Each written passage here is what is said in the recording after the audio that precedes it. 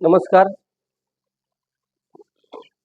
सावधान गृहनिर्माण संस्था फेब्रुवारी महिन्यामध्ये काही पदाधिकारी कार्यकर्ते यांच्यासोबत बिल्डरची बैठक झाली होती.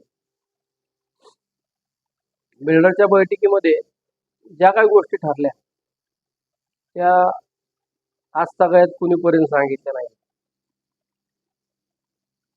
बिल्डरच्या बैठकीमध्ये जवळपास 14-15 लोक होतो आम्ही. एक मार्तंड थोरात, 2 तेजस माने, 3 राजकुमार शेंडगे, 4 मारुती पाटोळे, 5 विजय पाटोळे, 6 मधुकर तुपसुंदर, 7 अंबादास शिंदे, 8 सलीम शेख, 9 अभिषेक गोळे, 10 विजय कांबळे, 11 क्षीरसागर, 12 प्रवीण, 13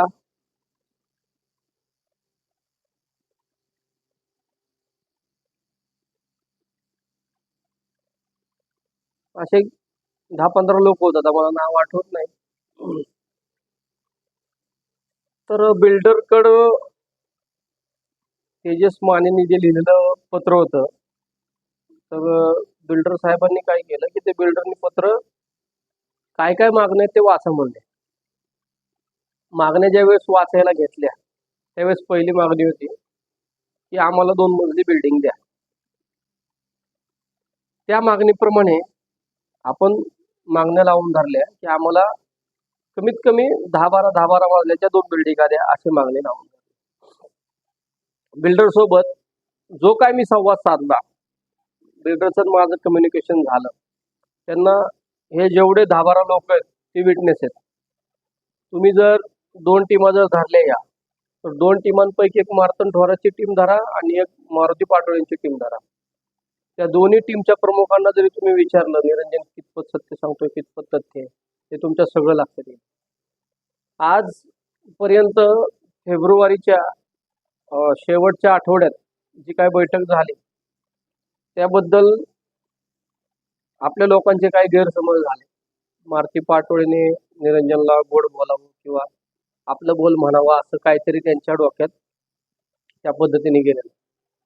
त्याच्यावरून मला ट्रोल केलं, माझ्या व्यक्तिगत खाजगी जीवनात सुद्धा दखल केली. मला काही घेणं देणं नाही म्हणा, पण सार्वजनिक जीवन जगत असताना ह्या गोष्टी होत राहतात. माझं जे कर्तव्य आहे लोकांप्रती, मी जे लोकांसाठी काय काम केलं, काय करतोय, भविष्यात काय करणार आहे, यासाठी हा व्हिडिओ बनवतो. व्हिडिओ फक्त बारकाईने आहे का मित्रांनो. ह्याच्यामध्ये काय झालंय की आजपर्यंत ज्या गोष्टी सांगायला हव्या होत्या त्या सांगितल्या गेल्या नाही. निरंजननी लोकांसाठी काय पदरात पाडून घेतलंय ह्या गोष्टीची कुठेही वाच्यता झालेली नाही.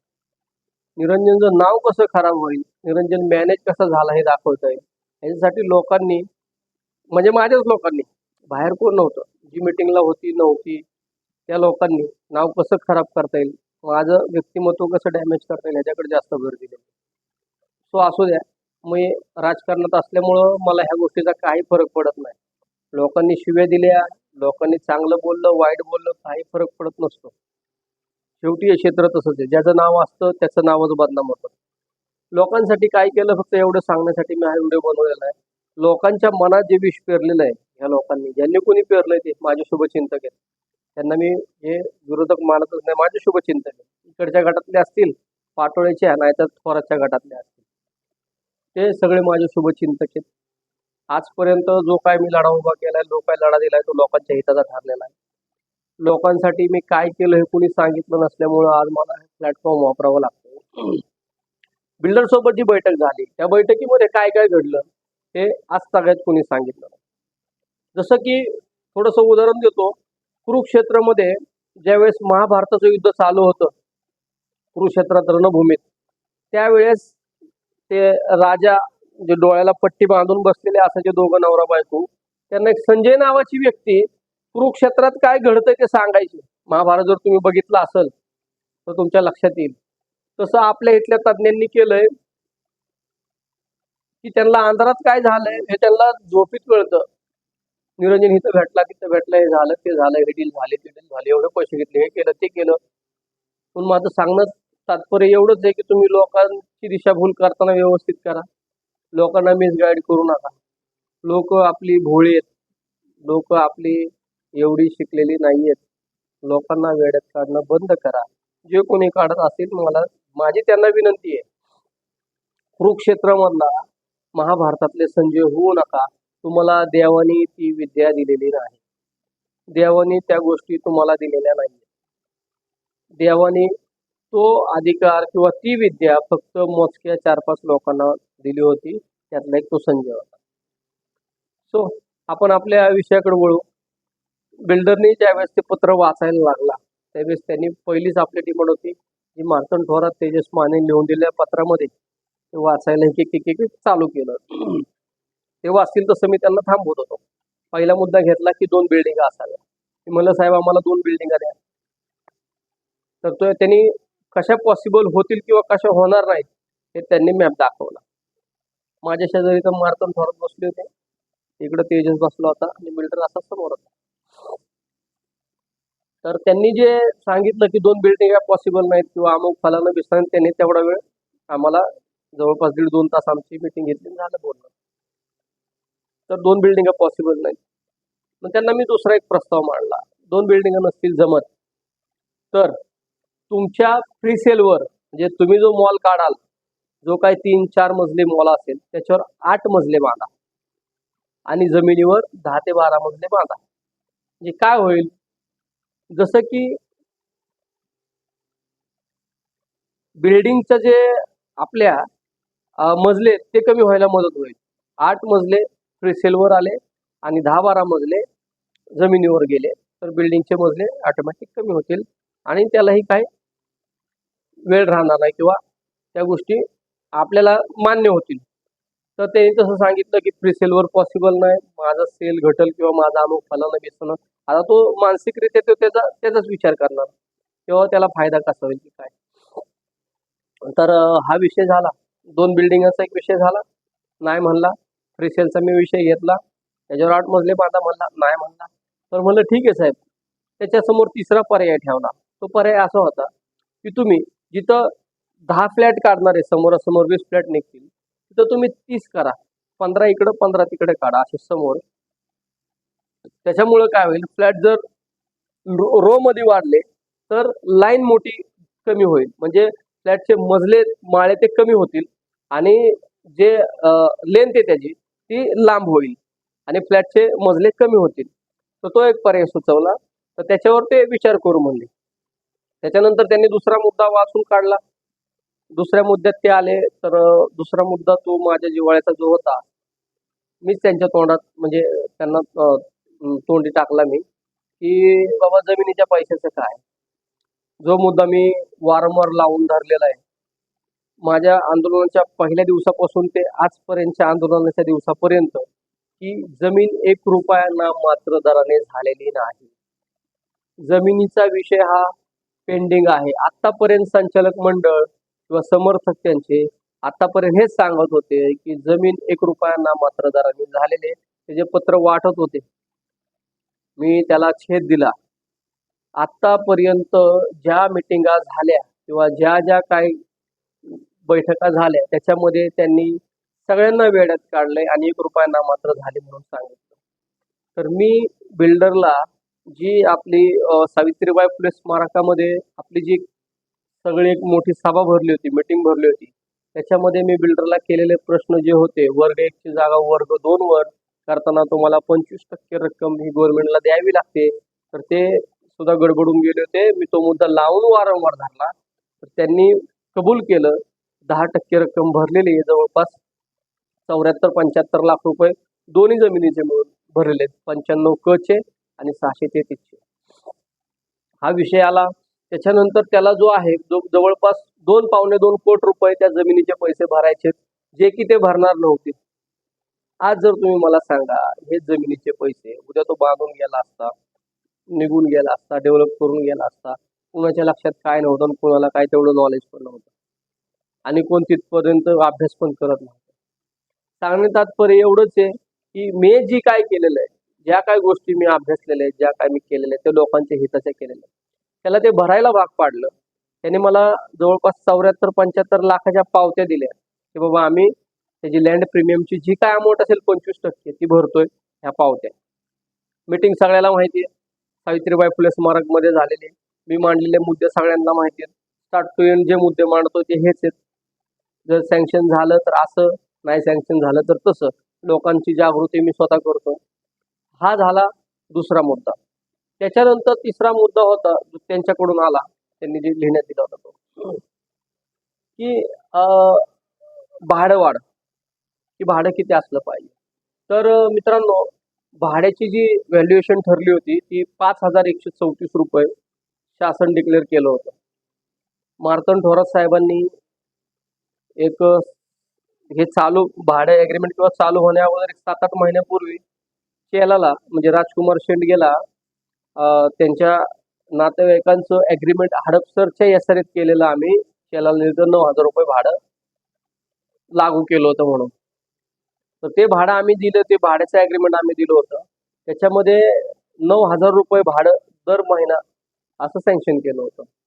तर ते आपली मागणी काय होती की पुणे शहरासारख्या ठिकाणी, पुणे सिटीमध्ये तुम्ही कमीत कमी एक 9-10 हजार रुपये भाडं द्यावं. 10-12 हजार रुपयाची मागणी होती, पण 9-10 हजार सफिशियंट आहे. एखादा आरके किंवा 1 BHK सफिशियंट आहे. तर त्यांनी नाही होय म्हणत शासनाशी थोडंसं अंडरस्टँडिंग करून मिटिंगा घेऊन त्यांनी 6,000 रुपये हे भाडं केलं. 6,134 रुपये ह्या गव्हर्नमेंट रेटनुसार झोपडपट्टी धारकाला मिळणार होते. ते 6,000 रुपये करण्याचं काम आपण करून घेतलं. मार्तंड थोरात साहेबांनी स्वतः त्यांच्या रिलेटिव्हचं ॲग्रीमेंट म्हणजे मी चेलाला दिलं. चेलाने तिथं मांडलं. तर 8-10 हजार रुपयाची मागणी होती, पण दुर्दैवाने ते 6,000 रुपये झालं. त्याच्यानंतर त्यातला विषय होता की भाडेवाढीचा. भाडेवाढ किती असली पाहिजे. तर त्यांनी त्या ॲग्रीमेंटमध्ये भाडेवाढची जी रक्कम आहे ती 5% ग्राह्य केली होती की आम्ही दर वर्षाला 5% देऊ म्हणून. तर मी तिथं विरोध केला. मी तिथं म्हणलं, साहेब नाही, तुम्ही एकतर 6,000 रुपयांनी भाडं देताय आणि त्यात 5% वाढवताय. 5% म्हणजे झाले किती मित्रांनो, फक्त 300 रुपये.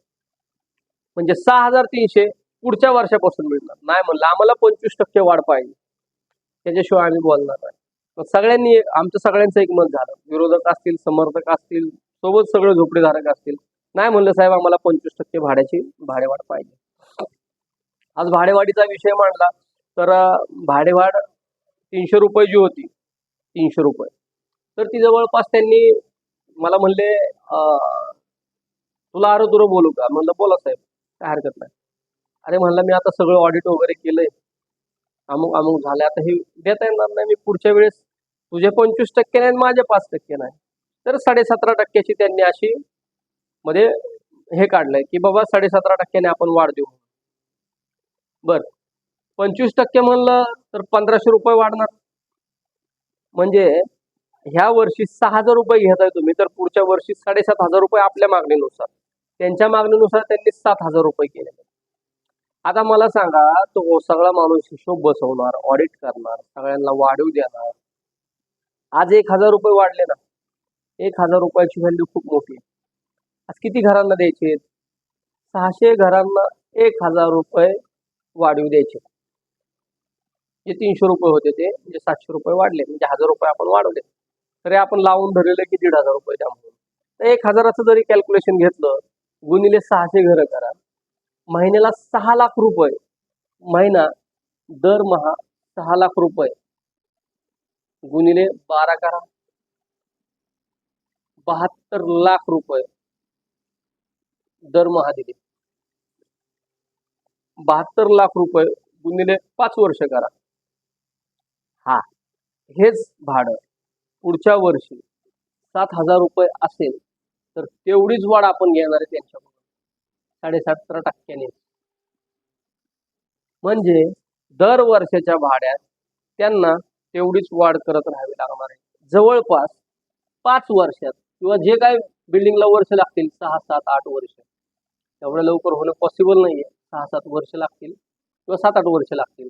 तेवढ्या ह्याच्यात जवळपास जर ॲव्हरेज कॅल्क्युलेशन जर काढलं तुम्ही, तर 72 लाख जर आपण बेसिक पकडले, एक 80 लाख ॲव्हरेज जर पकडले, गुणिले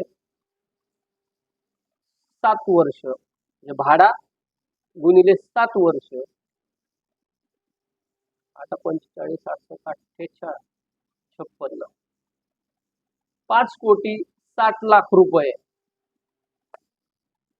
5,60,00,000 रुपये हे त्या मीटिंग मध्ये भांडून वळून घेतले. जे काही 6-7 वर्ष लागतील बांधकामाला, 5,60,00,000 रुपये लोकांच्या पदरात पाडून घेतले. हे पैसे फक्त निरंजन अडगळेला मिळाले का? नाही. त्याच्यानंतर दुसरा विषय जो आला, त्यांनी लेंथ हाईटची मर्यादा सांगितली की बाबा 45 मीटरच्या आतमध्ये जर बांधकाम झालं आमचं तुमच्या म्हणण्यानुसार, तर तुम्हाला मी 5% कॉर्पोरेट फंड देतो, आणि 45 मीटरच्या वर जर गेलं तर तुम्हाला 60% कॉर्पोरेट फंड देतो. आता 5%ची व्हॅल्यू आणि 60%ची व्हॅल्यू, या 2%चा फरक आहे. ही खूप मोठी व्हॅल्यू आहे मित्रांनो. त्याच्यामध्ये त्यांना मी काय म्हटलं, साहेब आमची जी काय तुम्ही कॉर्पस फंड द्याल आम्हाला नियमानुसार तो द्याच, पण तुमच्या नफ्यातील तुम्हाला जो काय नफा होईल 1 रुपया, त्यातले 3 ते 5% आम्हाला द्या, आमच्या गरिबांच्या आशीर्वाद लागतील. म्हणजे जवळपास मित्रांनो 5% जरी म्हटलं आपण, 3 ते 5%, 5% जरी म्हटलं, 100 कोटीचा जर त्याला फायदा झाला तर तो 5 कोटी रुपये आपल्याला जास्त देणार. ही मागणी आहे आपली, मागणी दिले नाहीत, मान्य केलं नाही, ही माझी मागणी. 5 कोटी जास्त देणार. 500 कोटीचा फायदा झाला तर 25 कोटी जास्त देणार. तर आज हे जे पैसे मिळत आहेत ते एकट्या निरंजन अडगळेला मिळतात का? हो नाही. हे लोकांच्या हिताचं काम आहे. लोकांच्या खात्यात जाणारे पैसे, हे लोकांसाठी भांडून घेतलेले पैसे. माझ्या व्यक्तिगत कामासाठी किंवा व्यक्तिगत कारणासाठी मी कुठलेही पैसे किंवा काही घेतले नाही. मी काय क्लिअर करतोय की आतापर्यंत ज्या काही गोष्टी ह्या 2-3 महिन्यात झालेल्या आहेत, ह्याच्यामध्ये माझ्यावर ब्लेम करणं, पैसे घेतलं, मॅनेज झाला किंवा हे झालं. आता आपण कॅल्क्युलेशन करू. जागेचा पहिला जो मुद्दा आहे माझा, त्याचे 2 कोटी रुपये तो आता भरतोय, पावत्या दिल्यात. त्यातले 74 ते 75 लाख रुपये त्यांनी भरलेत, 10%चा टप्पा. आणखी 15%चा टप्पा भरणार आहे. प्लस त्याच्याकडून मान्यता काय काय करून घेतली हे सुद्धा तुम्हाला सांगतो. प्लस वर्ग 1 ची जागा वर्ग 2 वर गेली. वर्ग 2 म्हणजे कोण? शासन, महाराष्ट्र शासन. शासनाकडे जागा गेली, शासन बांधायला परमिशन देते म्हणून 25% रक्कम भरली, म्हणजे 2 कोटीच्या आसपास, जवळ 2.5 ते 2 कोटीच्या आसपास रक्कम आहे. त्याच्यानंतर बांधून झाल्यानंतर परत शासनाकडून जागा संस्थेच्या नावाने घ्यायची म्हणून त्या टायमिंगची जी काय व्हॅल्यू असेल, एस्टिमेट कॉस्ट जी असेल त्यावेळेची, ती साधारण आपण 3-3.5 कोटी रुपये पकडू. त्यावेळेस पण त्याला भरायचे जागा वर्ग 2 ची वर्ग 1 वर करताना, म्हणजे जवळपास एक 5-5.5 कोटी रुपये मला मिळालेत का? एकट्यासाठी मिळाले नाही. हे माझ्या रहिवाशांसाठी जो काय भविष्यात जाऊन ताण पडणार होता तो मी भांडून इथं कमी केलेला आहे. कुणी काही म्हणू द्या, कोणाकडे लक्ष देऊ नका. तर मला सांगणं एवढं आहे की लोक दिशाभूल करतात, वेगळ्या अँगलनी फसवतात. नाव तर माझंच बदनाम होणार ना, भले इकडचे असू नाही तर इकडचे असू. तुमचं ऐकायला किंवा तुमच्या म्हणण्यानुसार मी वागायला एवढ्या हलक्या बुद्धीचा नाही हो मी. एवढंच माझं सांगणं. आज जर 5-5.5 कोटी रुपये त्याला भरायला होते, 5 ते 6 कोटी रुपयाचं भाडं पदरात पाडतोय, ऍडिशनल जास्तीचे पैसे, प्लस 100 कोटच त्याला नफा झालाय, ते 5 कोटी रुपये धरू आपण. नफ्यातून 5 कोटी मागितलेत, नफा भाड्यातून 5 कोट मागितले, भाडे जमिनीचे भरायला लावले, जे ते भराय कधीच तयार नव्हते. लोकांची दिशाभूल करायचं संचालक मंडळासहित सगळे लोक की हे एक रुपये झालेलं आहे, आता काय पैसे भरायचे नाहीत. मी भरायला भाग पाडलं. आज जवळपास 15 ते 17 कोटी रुपये मी जर त्याला एका मीटिंग मध्ये जर भांडून घेत असेल लोकांसाठी, ह्यात मी काय कमवलंय? हा प्रश्न आहे माझा सर्व नागरिकांना. आज मी ज्यावेळेस फिरतो, लोकांचे इंटेन्शन बघतो, लोक असं वेगळ्या अँगलनी ट्रीट करतात की जसं काय मी चोरी केली. तसं काय नाही मित्रांनो, लोक काही सांगतील एवढं लक्षात घ्या. मार्तंड थोरातवर ज्यांचा विश्वास असेल त्यांनी मार्तंड थोरातला भेटा. मारुती पाटोळेवर ज्यांचा विश्वास असेल त्यांनी मारुती पाटोळेला भेटा. निरंजन मीटिंग मध्ये काय बोलला, कुठले कुठले मुद्दे मांडले, हे दोघांनाही विचारा. फक्त त्यात एवढं गफलत झाले, मारुती पाटोळे माझा विरोधक असणारा व्यक्ती, तो मला निरंजन फक्त बोल म्हणला. निरंजन आपलं बोल. आता आपलं म्हणजे कुठलं? ह्यांनी ते आपलं बोल निरंजन म्हणला म्हणून ह्या माझ्या लोकांनी मला टार्गेट केलं. बरं करू द्या, त्यात काय तथ्य असलं पाहिजे. बरं आपलं बोलायला किंवा माझं व्यक्तिगत बोलायला, मारुती पाटोळेचं व्यक्तिगत बोलायला तुम्हाला घेऊन जायची काय गरज आहे? काहीच गरज नाही की बाबा मला काहीतरी व्यक्तिगत पाहिजे, मग मी गर्दी गोळा कशाला केली असती? गपचूप अंधारात गेलो असतो, काढून घेतलं असतं आणि राहिलं असतं. आज मी 15 कोटी रुपये, 15-17 कोटी रुपये जर बिल्डरला अंगावर बर्डन टाकून त्याच्याकडनं करून घेत असेल, मला 5-50 लाख द्यायला काय हरकत नव्हती त्याला. आणि माझ्या जागी दुसरं कोण असतं कधीच मॅनेज झाला असता. आजपर्यंत जेवढी लोक येतात, जे काही येतात, ते काहीतरी स्वार्थ घेऊनच येतात. पण एक जण सुद्धा असा आला नाही की बाबा मला सार्वजनिक हितासाठी लढायचंय, सार्वजनिक गोष्टीसाठी बोलायचंय. प्रत्येक जण येतो काहीतरी दुकान दे, प्रत्येक जण येतो काहीतरी मला माझ्या मुलाचं घर बसव, मुलीचं बसव, बहिणीचं बसव, आमच्याचं बसव, तमक्याचं बसव. व्यक्तिगत वादातली लोक येतात, अमुक येतात, फलानं येतात. पण मी माझा कधी व्यक्तिगत नाही स्वार्थ पाहिला, कधीच असं व्यक्तिगत बोललो नाही. मला करता आलं असतं, पण नाही मला लोकांना फसवायचं. देवाची पूजा आहे, लोकांची पूजा म्हणजे. तर वाईट एवढंच वाटतं की जो तो ज्याने कोण प्रचार करतायत माझ्या विरोधातला, तो चुकीचा आहे. अत्यंत वेगळ्या पद्धतीने मला आणि मार्तंड थोरातला वेगळं करण्याचं, विभक्त करण्याचं काम चालू. मार्तंड थोरात सारखी व्यक्ती आज या त्या व्यक्तीसोबत मी काय आत्ता नवीन नाही, माझं लहानपण त्या व्यक्तीसोबत गेलेलं. त्या माणसाने कुणाचं ऐकावं, कुणाचं नाही ऐकावं, कुणावर विश्वास ठेवावं, कुणावर नाही ठेवावं, हे त्या माणसाला सुद्धा समजायला हवं. बर माझं एक्सप्लेनेशन मी देतोयच ना. असं पण नाही की तुम्हाला सोडून पळून गेलोय किंवा काय खाल्लं भेटलं निघालं. आज मी जर एवढं बिल्डरला अंगावर बर्डन टाकत असतील तर बिल्डर कसे पैसे दिलो मला? हा खूप मोठा प्रश्न आहे. बिल्डर कसे पैसे देईल? एवढे पैसे जर मी एका मीटिंग मध्ये काढून घेतोय, एक सुद्धा मायकला तिथं बोलला नाही. संचालकातला असेल, आमच्या विरोधातला असेल, कुणीही तोंड उघडलं नाही. ऐकत बसले होते गप्पाची चिप. बिल्डरचं माझं कम्युनिकेशन चाललं होतं. एक जण सुद्धा लोकांच्या तसं बोलला नाही. अरे बाबा नो, माझी विनंती आहे तुम्हाला, तुम्ही जे काही नेरेटिव्ह पसरवताय, लोक आपली भोळे आहेत. लक्षात घ्या, लोक आपली भोळे आहेत. लोकांना एवढं बाह्य नॉलेज नाही. लोक सांगल त्या गोष्टीवर विश्वास ठेवतात, अफवांवर. खरं सांगा ना, मीटिंग मध्ये काय झालं? जी व्यक्ती मीटिंग मध्ये नाही ती तर्क लावून सांगते खाली. ज्या व्यक्तीला मीटिंग मध्ये नाहीये किंवा नव्हती, त्या व्यक्तींचं तुम्ही ऐकता. अरे मीटिंग कुणी होतं मीटिंगला त्यांना विचारा. तुम्हाला कोण पटतंय बाबा, कुठली व्यक्ती? मार्तंड थोरात आहे ना सत्य माणूस, त्या माणसाला विचारा निरंजनी काय विषय मांडले. जी मारुती पाटोळेला मानतात त्यांनी मारुती पाटोळेला विचारा निरंजनी काय विषय मांडले. राजकुमार शेंडगे त्याला विचारा, जर त्याला मानणारा वर्ग आहे त्यांनी. विजू पाटोळे त्याला मानणारा वर्ग आहे त्यांनी विचारा. मधुकरराव कृष्ण त्यांना मानणारा वर्ग त्यांना विचारा. हा, इकडे सलीम शेख आहे, अंबादास शिंदे, विजय कांबळे, त्यांना विचारा ना. की काय विषय मांडला निरंजन? कॉर्पस फंडाचा मुद्दा जो आहे तो आपल्यासाठी खूप महत्वाचा आहे मित्रांनो.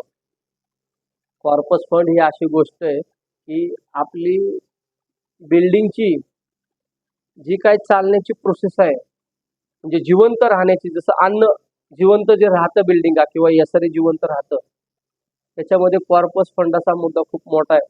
त्याच्यात मॅक्झिमम फंड असणं लय गरजेचं आहे. आपली लोक हातावरची पोट आहेत. मी बिल्डरला माझा लढा जमिनीसाठीचा पूर्ण झाल्यानंतर मी कॉर्पस फंडाचा हातात घेतो. ऍडिशनल पैसे भांडून त्याच्याकडनं घेतो. माझ्या व्यक्तिगत कामासाठी घेत नाही. 700-800 कुटुंब तिथं रहिवाशी आहेत, राहणार आहेत. त्यांचं राहणीमान जीवन व्यवस्थित राहावं, कधी त्यांना लिफ्टची अडचण नाही यावी, पाण्याची अडचण नाही यावी, लाईटची अडचण नाही यावी, कचऱ्याची अडचण नाही यावी, ड्रेनेज तुंबण्याची अडचण नाही. ह्याच्यासाठी सगळ्यात महत्वाचा जो मुद्दा असतो तो असतो पैसा. आणि पैसा हा कॉर्पस फंडातच घ्यावा लागतो, कॉर्पस फंडातूनच घ्यावा लागतो. इतर अशा खूप गोष्टी आहेत की मी सगळ्यांना बोलणार आहे. हे बघा, माझा लढा जो आहे तो लोकांसाठी, लोकांच्या हिताचा आहे. कुणी माझ्यासोबत असू, कुणी नसू, कुणी शिव्या देऊ, कुणी न देऊ, मला कोणाचं काही घेणं देणं नाही. मी लोकांसाठी करत राहणार, करत आलोय, करत राहणार. लोकांनी काही म्हणू द्या, मॅनेज झाला म्हणू द्या, पैसे खाल्लं म्हणू द्या, गेला म्हणू द्या, मेला म्हणू द्या, काही म्हणू द्या, माझा परमेश्वर माझ्यासोबत. उद्याला भविष्यात सगळं कुणी काय घेतलं ते दिसणार आहे. माझं दुकान आहे का नाही, काय म्हणतात लोक, 2 दुकानं घेतली, 2 घरं घेतली, 4 पैसे घेतले, 10 कोटी घेतलं, 5 कोटी घेतले, काय म्हणू द्या, कुणाकडे काय लक्ष देऊ नका. म्हणून माझ्यासोबत जे इमानदारीने आणि लोकांच्या हितासाठी, सार्वजनिक हितासाठी जो लढणार असेल त्यांनी इन्व्हॉल्व व्हा. माझी सगळ्यांना विनंती आहे, कोणाच्या अफवांना बळी पडू नका. लोकांचं तोंड आहे, काही बोलतात. जिसका नाम होता है वही बदनाम होता है, असं कुणीही बदनाम होत नाही. आज एवढा मोठा संघर्ष उभा केलाय. आज मारुती पाटोळे सोबत एवढा मोठा संघर्ष करत होतो. ज्या अर्थी मार्तंड थोरात नावाची व्यक्ती म्हणायची आम्हाला मारुती पाटोळेशी बोलायचं नाही, आम्हाला बिल्डरशी बोलायचंय, त्यावेळेस बिल्डरची बैठक झाली. ज्यावेळेस बिल्डरकडून आम्ही वधवून घेतलं, बिल्डरकडून आम्ही सगळ्या गोष्टी अंडरस्टँडिंग करून घेतल्या, त्या वेळानंतर आम्ही कुठल्याही मध्यस्थाला मध्ये न ठेवता बिल्डरशी डायरेक्ट कॉन्टॅक्ट करणार आहोत. लोकांच्या हिताचे विषय असतील, ज्यांना कोणाला माझ्या लढ्यात सहभागी व्हायचंय त्यांनी कृपया करून सामील व्हा. माझी एवढीच विनंती आहे. तुमचं व्यक्तिगत काय आणू नका. व्यक्तिगत तुमचं भांडण असेल, कोणासोबत वैरवाद असेल, तुमचं काय अमुक फलाना असेल, ते तिथंच ठेवा. सार्वजनिक 700 कुटुंबासाठी काय पदार्थ पाळता येईल. आज मी 700 कुटुंबासाठी हक्काने आणि अभिमानाने सांगतो की जमिनीचे पैसे जे कोणाच्या निदर्शनास नव्हते ते भरायला लावले. परत जमीन बिल्डिंग झाल्यानंतर परत नावावर करताना परत पैसे भरायचे ते भरायला लावणार आहे. भाड्याचे होते ते वाढवले, त्यात वाढ घेतली, ते 4-5 कोटी रुपये ॲडिशनल त्याच्या मुंतवर टाकले. त्याच्यानंतर दुसरा मुद्दा होता कॉर्पस फंडाचा, तुझ्या प्रॉफिटमधले आम्हाला पैसे दे, ते मी लावून धरतोय. माझी सगळ्यांना विनंती आहे, तुम्ही सगळ्यांनी एकत्रित या आणि आपल्या चांगल्या राहण्यासाठी आपल्याला आयुष्य काढायचे तिथं. उद्याला तुम्हाला कळणारच आहे, कोणी खाल्लं, कोणी गेलं, कोण निघून गेलं, कोण सोडून गेलं, पण मी तिथं आयुष्य काढणार आहे. माझी एवढी मोठी ऐपत नाही की मी घेऊ शकन बाहेर कुठं लाख 2-2, 4-4 कोटी रुपये भविष्यात फ्लॅटच्या किमती होणार आहेत. एवढं कुणीही ऍक्सेस करण्यासारखी व्यक्ती आपल्या गणपतमध्ये नाही. काही मोजक्या सोडल्या तर, म्हणजे आहेत, नाही असं नाही, पण जे कोण ह्यात इन्व्हॉल्व आहेत किंवा जे कोण धडभलं करून जाईल किंवा खाऊन पिऊन जाईल ते हे तर राहणार नाहीत. म्हणजे आपल्याला जगायचंय, म्हणून सार्वजनिक हितासाठी एकत्र या. माझी सगळ्याला विनंती आहे, आपण एकत्र येऊन काम करू. सार्वजनिक लढा. निरंजन व्यक्तिगत त्याचं काही बोलणार नाही. ना दुकानाचं बोललाय, ना घराचं बोललाय, ना पैशाचं बोललाय, ना कुठल्याही विषयाचं बोललाय.